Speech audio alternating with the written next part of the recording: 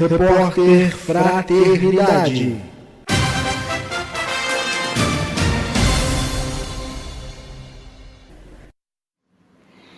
Caros ouvintes da Web Rádio Fraternidade, aqui quem fala é Rodrigo Ribeiro, diretamente da 64ª Semana Espírita de Vitória da Conquista, com o tema E a Vida Continua. Bom, hoje estamos aqui com o nosso companheiro Leonardo Machado. Leonardo, que é médico, psiquiatra, psicoterapeuta, palestrante e escritor, além de ser compositor erudito, colaborador da Federação Espírita Pernambucana e da Associação Médico Espírita do Estado de Pernambuco. Leonardo, é uma satisfação tê-lo presente aqui mais uma vez na Semana Espírita de Vitória da Conquista. Leonardo, o tema da sua palestra de ontem à noite foi Sexualidade à Luz da Imortalidade. Ela traz, sem dúvidas, muitos questionamentos a respeito da educação sexual, sobretudo quando a gente fala sobre os jovens.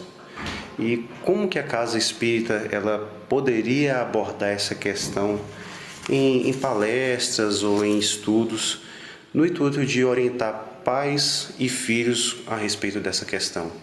Primeiramente, dizer que é um prazer estar aqui na Web Rádio Fraternidade, estar aqui mais uma vez em Vitória da Conquista e trazer um abraço pernambucano. Sem sombra de dúvida, a Casa Espírita pode, e não só pode, mas deve ser acionada nesta difícil tarefa de educar do ponto de vista da sexualidade. Habitualmente, existe um vácuo, um vazio entre os pais e os seus filhos no tocante a essa questão no lar. Esse vácuo vem sendo diminuído, a gente percebe que as novas gerações elas se esforçam mais para poder tratar o assunto com mais naturalidade, mas a Casa Espírita é um importante ator, tem um importante papel dentro desse espaço de diálogo.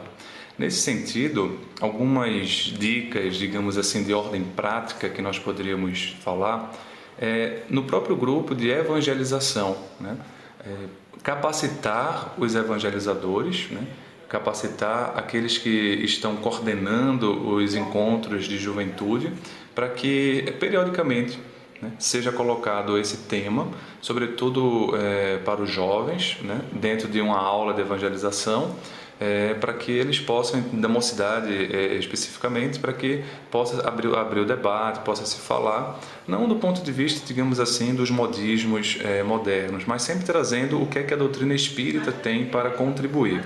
E nós temos uma gama enorme de contribuição. Uma outra possibilidade é introduzir dentro das palestras públicas, porque há muitos jovens que frequentam a Casa Espírita, há muitos pais que frequentam Casas Espíritas, mas não se sentem assim muito à vontade para participar de grupos, eles preferem assistir às palestras. Então, as palestras públicas também podem ser acionadas.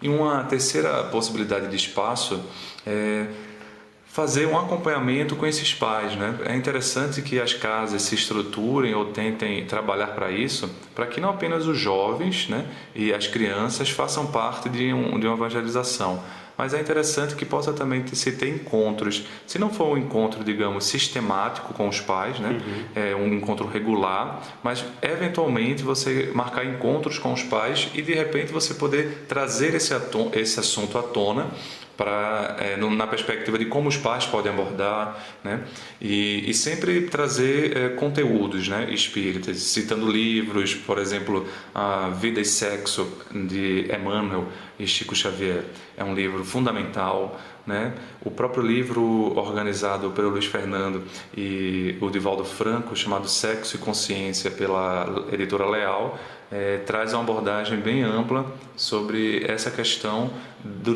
numa compilação das palestras espíritas do Divaldo. Então temos uma série de livros que podem ser também indicados. É interessante algo que você falou, que hoje em dia esse tema sobre a sexualidade já tem sido abordado mais dentro de casa mesmo, Os pais já têm percebido isso. Eu acredito que isso também seja um pouco de reflexo de que esses, hoje, pais, na sua época de adolescência, na sua juventude, não teve essa oportunidade com os seus pais. E a gente pensando nesse outro extremo, quais seriam as consequências dessa repressão à sexualidade em uma visão à luz da imortalidade? Temos geralmente esses dois caminhos, né? Por um lado, costuma-se falar de uma liberação total, mas às vezes por outro fala-se de uma repressão total. E ao longo do tempo, se formos analisar a historiografia humana, nós já tentamos esse caminho de uma repressão, né? De uma repressão total, quando do ponto de vista religioso, o sexo era visto como algo bem feio, como algo bem pecaminoso, né?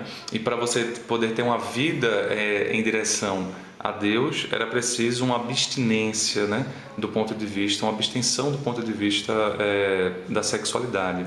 E a gente percebeu, do ponto de vista da história, e aí nós nos inserimos na história ativamente, não apenas como um estudioso da história, mas nos inserimos porque somos espíritos que temos várias vidas, né? Então estávamos ali como personagens atuantes.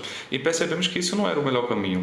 Ao invés de trazer, digamos, evolução, trouxe para muitos de nós, trouxe para grande parte da humanidade conflitos, né? Trouxe conflitos não só internos, mas que se desdobravam a partir da pedofilia, né? A partir do abuso sexual, a partir de uma série de outras exteriorizações mais, digamos, patológicas da sexualidade. E aí parece que, como um pêndulo, né?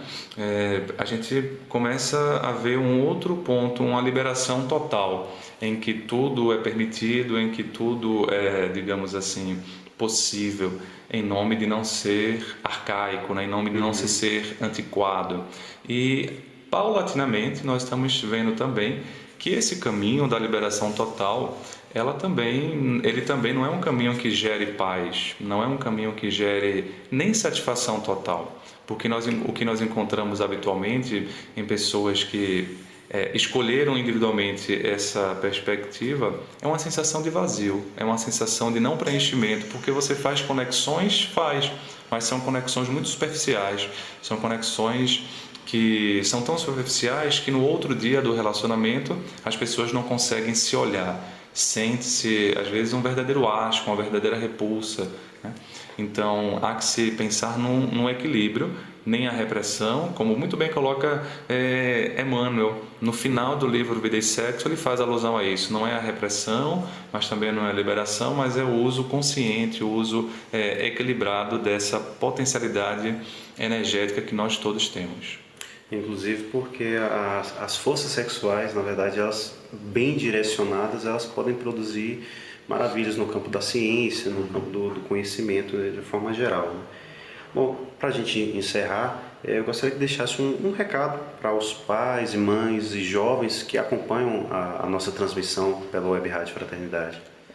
Pegaria justamente o teu ponto que tu falaste sobre a energia sexual bem conduzida produz grandes obras. Sem sombra de dúvida, nós falamos de um processo chamado sublimação, né, na psicanálise, ou transmutação de energias de um ponto de vista mais holístico. Há a possibilidade, sim, de nós atuarmos essa energia sexual não apenas do ponto de vista convencional que conhecemos, mas direcionando para outras construções. Mas até do ponto de vista convencional, se essa sexualidade, se esse sexo ele é bem conduzido de forma equilibrada, ele também serve para uma construção de harmonia interior, né? De uma satisfação, de um prazer. E aí quando esse sexo vem alinhado com a sua totalidade de amor, há uma junção de energias do parceiro, né? entre o par, que auxilia o refazimento de energias, auxilia na construção da paz.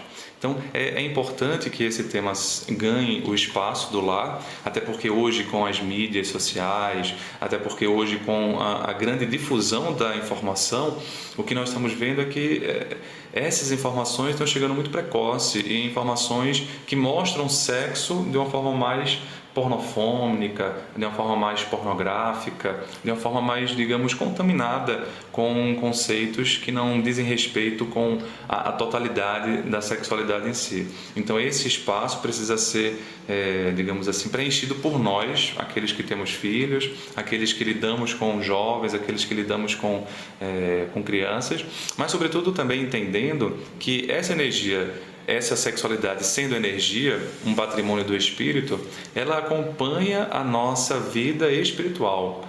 E se acompanha a nossa vida espiritual, ela também acompanha esta existência. E se acompanha esta existência, ela acompanha em todas as fases da nossa vida. Então vai acompanhar na maturidade, né? Mesmo que a pessoa esteja num relacionamento a dois, muitas vezes essa sexualidade não muito bem equilibrada, às vezes faz com que exista a dificuldade de uma fidelidade, né? A dificuldade em se ter uma plenitude, e no final também da nossa existência, essa sexualidade ela permanece existindo. Então essa temática não é uma temática que vai ser apenas trabalhada em um período da nossa vida, na juventude. É uma temática que diz respeito a todos nós enquanto espírito imortais que somos, enquanto espíritos reencarnados que estamos. Um abraço. Leonardo, mais uma vez, muito obrigado pelo seu esclarecimento, pela sua presença na nossa Semana Espírita, e continue conectados à Rádio Fraternidade e acompanhe toda a programação e toda a cobertura da 64ª Semana Espírita de Vitória da Conquista. Repórter Fraternidade.